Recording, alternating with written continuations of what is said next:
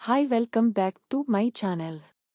ಸ್ನೇಹಿತರೆ ತುಂಬಾ ಆಕರ್ಷಕವಾಗಿದ್ದಳು ಅಂತ ಅವಳಿಗೆ ಮನಸ್ಸಿನ ತೊಂದರೆಗಳನ್ನು ನೀಡುತ್ತಿದ್ದ ಪತಿ ಆ ತೊಂದರೆಗಳನ್ನು ಸಹಿಸಲಾರದೆ ಅವನನ್ನು ಬಿಡಲು ನಿರ್ಧರಿಸಿ ತನ್ನ ಹೊಸ ಸ್ನೇಹಿತನೊಂದಿಗೆ ಹೊಸ ಜೀವನ ಶುರು ಮಾಡಿದಳು. ಅರ್ಜುನ್ ಎಂಬ ಕವಿ ಒಂದು ಅದ್ಭುತವಾದ ಕವಿತೆ ಬರೆಯಲು ಸ್ಫೂರ್ತಿ ಹುಡುಕಿ ಚಿಂತೆಯಲ್ಲಿದ್ದನು. ಇನ್ನೊಂದು ಕಡೆ ಪ್ರಿಯಾ ತುಂಬಾ ಸುಂದರವಾಗಿದ್ದಳು. ಅವಳ ಆಕರ್ಷಣೆಗೆ ಸುತ್ತಲಿನವರೆಲ್ಲ ಮೆಚ್ಚುಗೆಯನ್ನು ತೋರುತ್ತಿದ್ದರು. ಹೀಗಿರುವಾಗ ಒಂದು ದಿನ ಅರ್ಜುನ್ ತನ್ನ ಕವಿತಾ ಸಂಕಲನಕ್ಕಾಗಿ ಸ್ಫೂರ್ತಿ ಹುಡುಕಿ ಯೋಚಿಸುತ್ತಿದ್ದನು.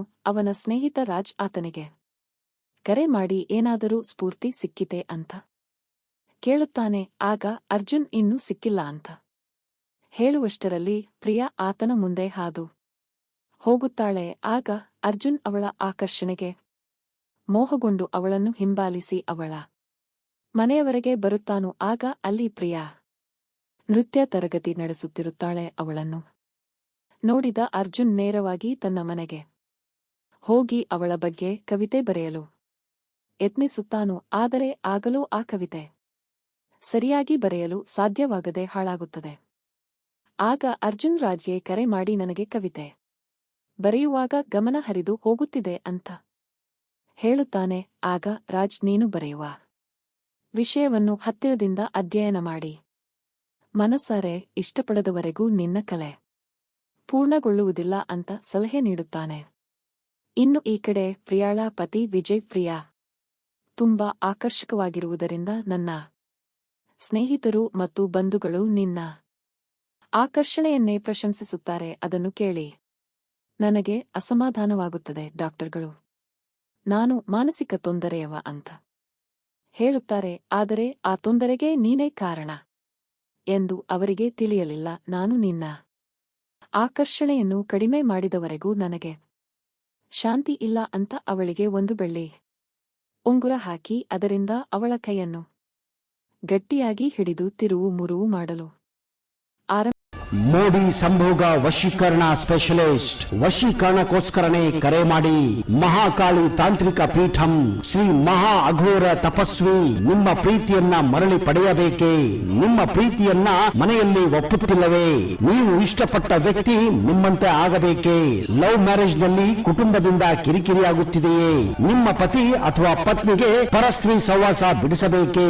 ಇಲ್ಲಿದೆ ಶಾಶ್ವತ ಪರಿಹಾರ. ವಶೀಕರಣ ಮತ್ತು ಶತ್ರು ಮುತ್ತಿಗೆಗೆ ಓಪನ್ ಚಾಲೆಂಜ್. ನಿಮ್ಮ ಕೆಲಸ ಕೇವಲ 2 ಗಂಟೆಯಲ್ಲಿ ಶಾಶ್ವತ ಸಮಾಧಾನ ಇಲ್ಲಿದೆ.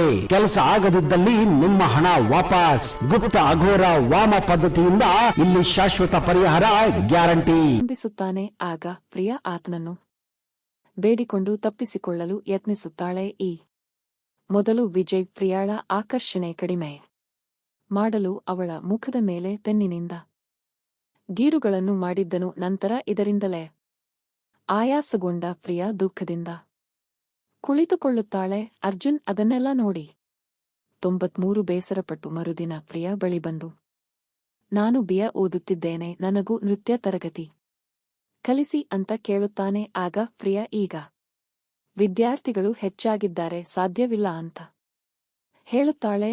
ಅರ್ಜುನ್ ನೀವೇ ನನಗೆ ತರಗತಿ ಕಲಿಸಬೇಕು ಅಂತ ಒತ್ತಾಯ ಮಾಡುತ್ತಾನೆ. ಕೊನೆಗೆ ಪ್ರಿಯಾ ಒಪ್ಪಿಕೊಳ್ಳುತ್ತಾಳೆ. ಅರ್ಜುನ್ ಸಂತೋಷದಿಂದ ಮರಳಿ ಮನೆಗೆ ಹೋಗುತ್ತಾನೆ. ನಂತರ ಮರುದಿನದಿಂದ ಅರ್ಜುನ್ ತರಗತಿಗೆಂದು ಪ್ರಿಯಾಳ ಮನೆಗೆ ಬಂದು ಅವಳನ್ನೇ ನೋಡುತ್ತಾ ಕುಳಿತುಕೊಳ್ಳುತ್ತಾನೆ. ಇದೇ ರೀತಿ 1 ವಾರ ಕಳೆದ ನಂತರ ಪ್ರಿಯಾಗೆ ಆತನ ಮೇಲೆ ಸಂದೇಹ ಬರುತ್ತದೆ. ಆಮೇಲೆ ಮನೆಗೆ ಹೋದ ಅರ್ಜುನ್ ಪ್ರಿಯಾಳ ಬಗ್ಗೆ ಕವಿತೆ ರಚನೆಯಲ್ಲಿ ಯಶಸ್ವಿಯಾಗುತ್ತಾನೆ.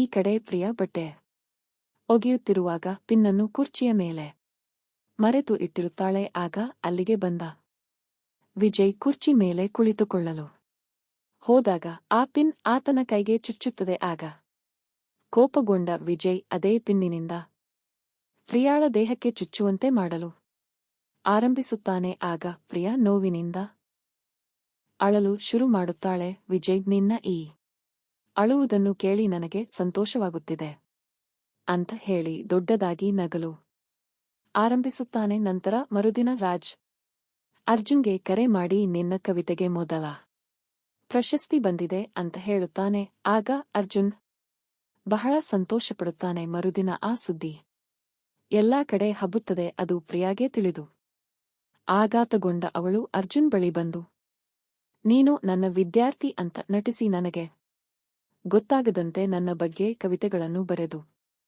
ನನ್ನನ್ನು ದೂರದಿಂದ ಬಳಸಿಕೊಂಡಿದ್ದೀಯಾ ಅಂತ ಗದರಿಸುತ್ತಾಳೆ. ಆಗ ಅರ್ಜುನ್, ನಾನು ನಿನ್ನನ್ನು ತುಂಬಾ ಇಷ್ಟಪಡುತ್ತೇನೆ, ಅದಕ್ಕಾಗಿ ಹೀಗೆ ಮಾಡಿದೆ. ನಿನಗೂ ಹಲವು ಸಮಸ್ಯೆಗಳಿವೆ, ಆದರೆ ನೀನು ಅವುಗಳನ್ನು ನನ್ನಿಂದ ಮರೆಮಾಚಿದ್ದೀಯಲ್ಲವೇ ಅಂತ ಕೇಳುತ್ತಾನೆ. ಆಗ ಪ್ರಿಯಾ ಕೋಪಗೊಂಡು ಮರಳಿ ಮನೆಗೆ ಹೋಗುತ್ತಾಳೆ. ನಂತರ ಅರ್ಜುನ್ ನನ್ನ ನೆನಪು ಅವಳನ್ನು ಕಾಡಲು ಆರಂಭವಾಗಿ ನನ್ನ ಸಮಸ್ಯೆಗಳು ನನ್ನ ತಂದೆಗೆ ಸರಿಯಾಗಿ ಅರ್ಥವಾಗಲಿಲ್ಲ. ಆದರೆ ಅರ್ಜುನ್ ಅವುಗಳನ್ನು ಕೆಲವು ದಿನಗಳಲ್ಲೇ ಗ್ರಹಿಸಿಬಿಟ್ಟ ಅಂತ ಆತನ ಮೇಲೆ ಇಷ್ಟ ಹುಟ್ಟುತ್ತದೆ. ನಂತರ ಮರುದಿನ ಅರ್ಜುನ್ ಪ್ರಿಯಾಳ ತರಗತಿಯನ್ನು ಮಿಸ್ ಮಾಡುತ್ತಾನೆ. ಆಗ ಪ್ರಿಯಾ ಆತನಿಗೆ ಕರೆ ಮಾಡಿ, ನಾವು ಭೇಟಿಯಾಗಬೇಕು ಅಂತ ಹೇಳಿ ನಿನ್ನೆ ನಾನು ನಿನ್ನೊಂದಿಗೆ ಸ್ವಲ್ಪ ರೂಕ್ಷವಾಗಿ ಮಾತನಾಡಿದ್ದೆ ಅಂತ ಕ್ಷಮೆ ಕೇಳುತ್ತಾಳೆ. ಆಗ ಅರ್ಜುನ್ ನನ್ನನ್ನು ಭೇಟಿಯಾಗಲು ಹೇಗೆ ಇಲ್ಲಿಗೆ ಆಹ್ವಾನಿಸಿದಿರಿ ಅಂತ ಕೇಳುತ್ತಾನೆ. ಆಗ ಪ್ರಿಯಾ, ನಾನು ನಿನ್ನನ್ನು ಕಳೆದುಕೊಂಡಂತೆ ಭಾಸವಾಯಿತು ಅಂತ ಹೇಳುತ್ತಾಳೆ. ಆಗ ಸಂತೋಷಗೊಂಡ ಅರ್ಜುನ್, ನಾನು ನಿಮ್ಮನ್ನು ತುಂಬಾ ಕಳೆದುಕೊಳ್ಳುತ್ತಿದ್ದೆ ಅಂತ ಹೇಳುತ್ತದೆ. ನಿಮ್ಮ ಪತಿ ನಿಮಗೆ ಏಕೆ ಅಂತಹ ತೊಂದರೆಗಳನ್ನು ನೀಡುತ್ತಿದ್ದಾರೆ ಅಂತ ಕೇಳುತ್ತಾನೆ. ಆಗ ಪ್ರಿಯಾ, ನನ್ನ ಮದುವೆ ಬಲವಂತದಿಂದ ನಡೆಯಿತು. ವಿಜಯ್ ನನಗಿಂತ ಹಿರಿಯನು, ಅವನು ಉದ್ಯೋಗ ಹೊಂದಿದ್ದರಿಂದ ನಮ್ಮ ಕುಟುಂಬದವರು ಆತನೊಂದಿಗೆ ಮದುವೆ ಮಾಡಿದರು. ವಿಜಯ್ ನನ್ನ ಆಕರ್ಷಣೆಯಿಂದ ಅಸಮಾಧಾನಗೊಂಡು ನನಗೆ ಇಂತಹ ತೊಂದರೆಗಳನ್ನು ನೀಡುತ್ತಿದ್ದನು ಅಂತ ಹೇಳುತ್ತಾಳೆ. ಆಗ ಅರ್ಜುನ್, ಇನ್ನು ಮುಂದೆ ನೀವು ಚಿಂತೆ ಮಾಡಬೇಡಿ, ನಿಮ್ಮೊಂದಿಗೆ ನಾನಿದ್ದೇನೆ ಅಂತ ಧೈರ್ಯ ತುಂಬುತ್ತಾನೆ. ಅದೇ ಸಮಯದಲ್ಲಿ ವಿಜಯ್ ಅಲ್ಲಿಗೆ ಬಂದುಬಿಡುತ್ತಾನೆ. ಅರ್ಜುನ್ ಕಷ್ಟಪಟ್ಟು ಅಲ್ಲಿಂದ ತಪ್ಪಿಸಿಕೊಂಡು ಹೊರಡುತ್ತಾನೆ. ಮರುದಿನ ಮತ್ತೆ ಪ್ರಿಯಾಳ ಮನೆಗೆ ಬರುತ್ತಾನೆ. ಆಗ ಪ್ರಿಯಾ, ವಿಜಯ್ ನಮ್ಮನ್ನು ಒಟ್ಟಿಗೆ ನೋಡಿದರೆ ಬಹಳ ಸಮಸ್ಯೆಯಾಗುತ್ತದೆ ಅಂತ ಹೇಳುತ್ತಾಳೆ. ಆಗ ಅರ್ಜುನ್, ನೀನು ರಾತ್ರಿ ಆತನ ಚಹಾದಲ್ಲಿ ಆಯಾಸ ಕಡಿಮೆ ಮಾಡುವ ಮಾತ್ರೆಯನ್ನು ಬೆರೆಸಿಬಿಡು, ಆನಂತರ ನಾವು ಭೇಟಿಯಾಗಬಹುದು ಅಂತ ಸೂಚಿಸುತ್ತಾನೆ. ಅಂದು ರಾತ್ರಿ ಪ್ರಿಯಾ ಅರ್ಜುನ್ ಹೇಳಿದಂತೆ ಮಾಡುತ್ತಾಳೆ. ಆಗ ವಿಜಯ್ ಆಯಾಸದಲ್ಲಿರುತ್ತಾನೆ.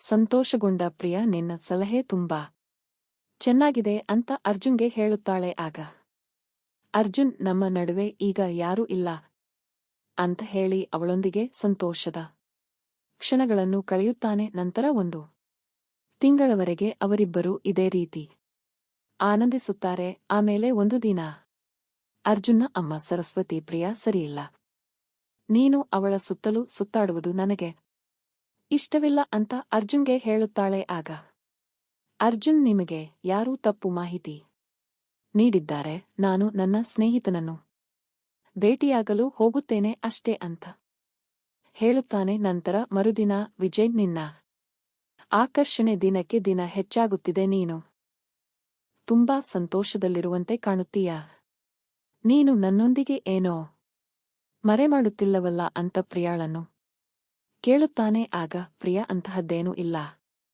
ಅಂತ ಹೇಳುತ್ತಾಳೆ. ಆಗ ವಿಜಯ್, ಏನು ಇಲ್ಲವೆಂದರೆ ಸರಿ, ಏನಾದರೂ ಇದ್ದರೆ ನಿನ್ನ ಸ್ಥಿತಿ ಹೇಗಾಗುತ್ತದೆ ಅಂತ ನಿನಗೆ ತಿಳಿದಿದೆಯಲ್ಲ ಅಂತ ಅವಳನ್ನು ಎಚ್ಚರಿಸಿ, ಈಕೆ ನನ್ನಿಂದ ಏನೋ ಮರೆಮಾಡಿದ್ದಾಳೆ, ನಾನು ಅದನ್ನು ಕಂಡುಹಿಡಿಯಬೇಕು ಅಂತ ನಿರ್ಧರಿಸಿ ರಾತ್ರಿ ಪ್ರಿಯಾಗಾಗಿ ಮಲಗು ಕೋಣೆಯಲ್ಲಿ ಕಾಯುತ್ತಾ ಕುಳಿತುಕೊಳ್ಳುತ್ತಾನೆ. ಆಗ ಪ್ರಿಯಾ ಆತನಿಗೆ ಚಹಾವನ್ನು ತಂದು ಕೊಡುತ್ತಾಳೆ. ಆಗ ವಿಜಯ್, ಚಹಾದಲ್ಲಿ ನನ್ನ ಫೋನ್ ಇದೆ, ತೆಗೆದುಕೊಂಡು ಬಾ ಅಂತ ಹೇಳುತ್ತಾನೆ. ಆಗ ಪ್ರಿಯಾ ಅಲ್ಲಿಂದ ಫೋನ್ ತೆಗೆದುಕೊಂಡು ಮರಳಿ ಬಂದರೆ ವಿಜಯ್ ಮಲಗಿ ಬಿಟ್ಟಿರುತ್ತಾನೆ. ಆಗ ಪ್ರಿಯಾ ಆಯಾತ ಚಹಾ ಕುಡಿದು ಮಲಗಿರಬೇಕು ಅಂತ ಭಾವಿಸಿ ಅರ್ಜುನ್ ಜೊತೆಗೆ ಹೋಗಿ ಸಂತೋಷದ ಕ್ಷಣಗಳನ್ನು ಆರಂಭಿಸುತ್ತಾಳೆ. ವಿಜಯ್ ಅಲ್ಲಿಗೆ ಬಂದು, ನನಗೆ ನಿನ್ನ ಮೇಲೆ ಸಂದೇಹ ಬಂದು ನಾನು ನೀನು ನೀಡಿದ ಚಹಾವನ್ನು ಕುಡಿಯದೆ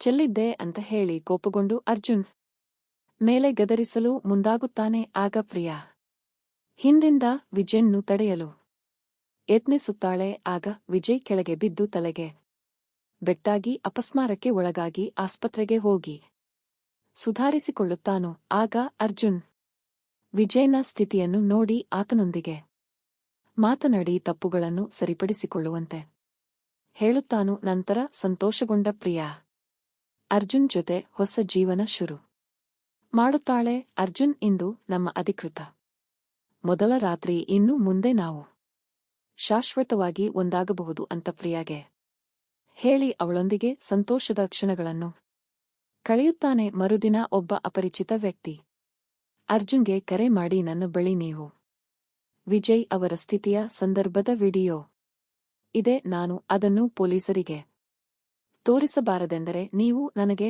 4 ಲಕ್ಷ ನೀಡಬೇಕು ಅಂತ ಕೇಳುತ್ತಾನೆ. ಆಗ ಅರ್ಜುನ್, ನೀನು ಆ ವಿಡಿಯೋ ನಮ್ಮ ಮುಂದೆ ಅಳಿಸಬೇಕು, ಆಗ ನಾನು ನಿನಗೆ ಹಣ ನೀಡುತ್ತೇನೆ. ರಾತ್ರಿ ನಮ್ಮ ಮನೆಗೆ ಬಂದು ಹಣ ತೆಗೆದುಕೊಂಡು ಹೋಗು ಅಂತ ಹೇಳುತ್ತಾನೆ. ನಂತರ ರಾತ್ರಿ ಆ ವ್ಯಕ್ತಿ ಮನೆಗೆ ಬರುತ್ತಾನೆ. ಪ್ರಿಯಾ ಹಾಗೂ ಅರ್ಜುನ್ ಅವನ ವಿಡಿಯೋವನ್ನು ಬಲವಂತವಾಗಿ ತೆಗೆದುಕೊಳ್ಳಲು ಮುಂದಾಗುತ್ತಾರೆ. ಆಗ ಪೊಲೀಸರು ಅವರ ಮೇಲೆ ದಾಳಿ ಮಾಡುತ್ತಾರೆ. ಆ ವ್ಯಕ್ತಿ, ನಾನು ಪೊಲೀಸ್. ಪ್ರಿಯಾ ಅವರ ಕರೆ ವಿವರಗಳಲ್ಲಿ ನಿನ್ನ ಸಂಖ್ಯೆ ಪದೇ ಪದೇ ಕಾಣಿಸುತ್ತಿತ್ತು, ಹಾಗಾಗಿ ನಮಗೆ ನಿಮ್ಮಿಬ್ಬರ ಮೇಲೆ ಸಂದೇಹ ಬಂದು ನಾವು ಈ ರೀತಿ ನಾಟಕವಾಡಬೇಕಾಯಿತು ಅಂತ ಹೇಳಿ ಅವರಿಬ್ಬರನ್ನು ಎಚ್ಚರಿಸಿ ಬಿಡುಗಡೆ ಮಾಡಿ ತೆಗೆದುಕೊಂಡು ಹೋಗುತ್ತಾರೆ. ಸೋ ಕತೆ ಇಲ್ಲಿಗೆ ಮುಗಿಯುತ್ತದೆ. ಇದರಲ್ಲಿ ಯಾರ ತಪ್ಪು ಸರಿ ಅಂತ ನಾನು ಹೇಳುವುದಿಲ್ಲ, ನಿಮ್ಮ ಆಲೋಚನೆಗೆ ಬಿಟ್ಟಿದ್ದು. ಪತಿ ಪ್ರೀತಿಯಿಂದ ನಡೆದುಕೊಂಡಿದ್ದರೆ ಅವಳು ಬೇರೆಯ ಬಳಿ ಹೋಗುವ ಸ್ಥಿತಿಯೇ ಬರುತ್ತಿರಲಿಲ್ಲ ಅಲ್ಲವೇ?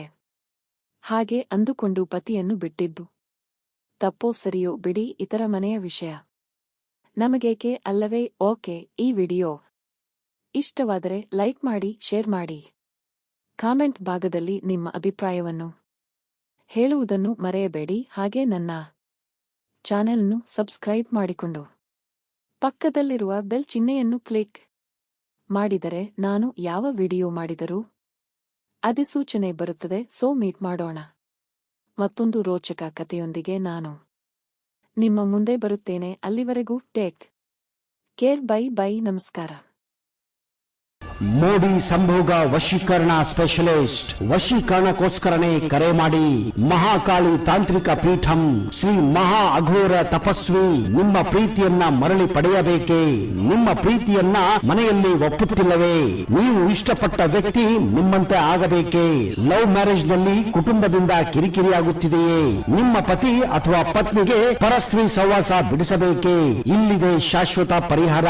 ವಶೀಕರಣ ಮತ್ತು ಶತ್ರು ಮುತ್ತಿಗೆಗೆ ಓಪನ್ ಚಾಲೆಂಜ್. ನಿಮ್ಮ ಕೆಲಸ ಕೇವಲ 2 ಗಂಟೆಯಲ್ಲಿ ಶಾಶ್ವತ ಸಮಾಧಾನ ಇಲ್ಲಿದೆ. ಕೆಲಸ ಆಗದಿದ್ದಲ್ಲಿ ನಿಮ್ಮ ಹಣ ವಾಪಸ್. ಗುಪ್ತ ಅಘೋರ ವಾಮ ಪದ್ಧತಿಯಿಂದ ಇಲ್ಲಿ ಶಾಶ್ವತ ಪರಿಹಾರ ಗ್ಯಾರಂಟಿ.